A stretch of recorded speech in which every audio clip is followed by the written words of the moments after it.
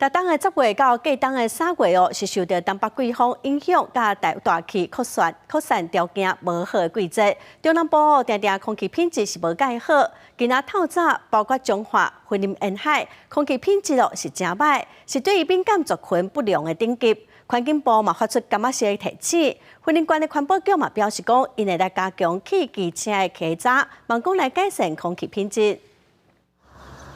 云林未了大西地区白斑蚊一片，今日秋冬后，中南地区常用大气扩散条件无好，造成空气品质不良。然后一下早，包括彰化、二林、大城、云林未了等地，空气品质的指标 AQI 拢超过100，达到对敏感族群不良的等级。6、7点较会雾啦吼，等太阳出来到8、9点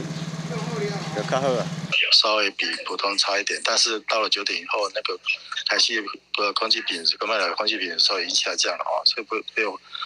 那个为后面的时间段的这边风越大的话，可以吹散我们的空气污染，或可以逐渐改善我们的空气品质。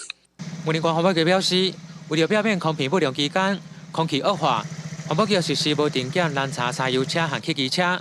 如果因为检查无合格， 就会开出复检单，让车主时间改善重新来验。但如果无第时间来复检，就会依法来开罚。如果平常没有保养得宜的话，它可能那个油路挥发不安全，就会积碳嘛。那积碳的话，可能就导致检测出来的那个一氧化碳数值就会过高。环保局就讲，透过无定期、无定点的汽机车拦检，要辅导车主进行违牌改善。